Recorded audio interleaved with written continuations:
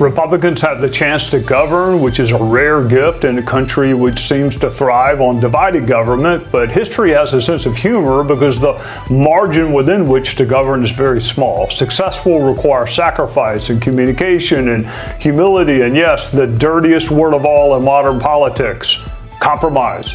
Not with the other side, with your own side. The initial R may look the same, but what propelled each House Republican to victory could be very different. What wins in the Deep South may not win in New York or California or other blue states. Some Republicans can just wake up and win. It doesn't matter how they vote, what they say, how they comport themselves, they will win in November. Others have to thread the needle every 2 years.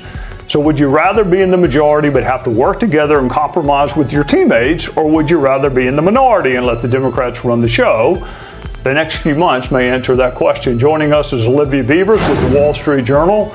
Welcome, Olivia. Congratulations on escaping prison Politico. Where does the House GOP stand on the tough issues to work through? Medicaid, SALT, pay-fors, tax rates for rich people like you?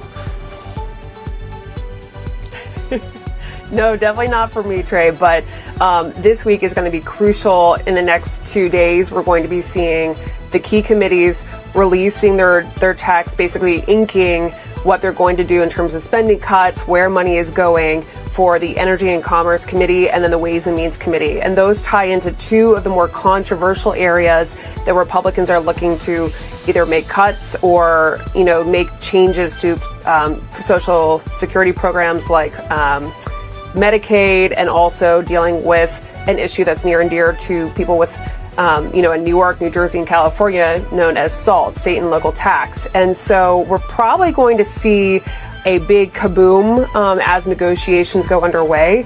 One of the things that we've sort of been tracking is this what looks like about to be a collision course of ideas of what the bill is going to look like, from the centrist to the conservatives. Conservatives want $2 trillion in cuts, $1.5 trillion being the minimum, and centrists are saying, hey, we don't mind cuts, but you just can't touch all these programs that conservatives are looking at to get those numbers. Olivia, the Freedom Caucus went to bomb-making school a long time ago, and they learned how to blow things up. Have other factions within the GOP conference figured out how to play that game too? There are other factions. There are a few key GOP blocks to look out for.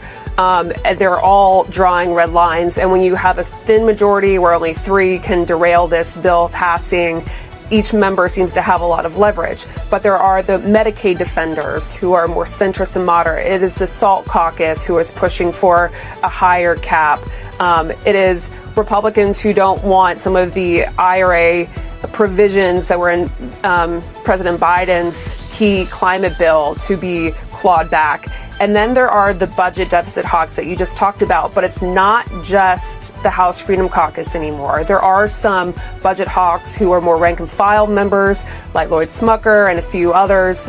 Jody Arrington is also one, although he's got a different position as budget chair. And they are arguing that they want steep spending cuts on this bill. And so all of these expectations are going to be packaged and coming to a head this week. So they're trying to get it done by Memorial Day weekend.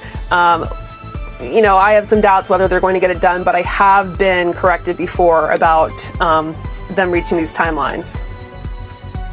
President Trump has a unique way of getting people's attention. He got rid of Bob Good and Matt Gaetz, but in different ways. Which members do you think need to be persuaded so as to not jeopardize his bill? I think Thomas Massie is a perpetual member that needs to be watched. He is someone who is, there were other votes that were sort of procedural related to the reconciliation bill.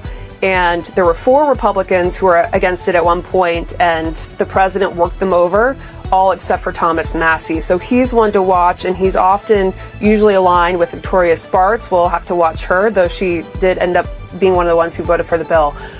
Usually, even though some centrists and moderates have drawn red lines and said that they won't be pushed, they think they have strength in numbers. Don Bacon told me he thinks he has 20. Republicans who feel the way he does about certain Medicaid being, having too steep of cuts or guardrails put in place. But Chip Roy is one if he feels like the numbers don't match in terms of spending cuts. But there's a lot of them to sort of keep an eye out for, just depending on what is in the bill.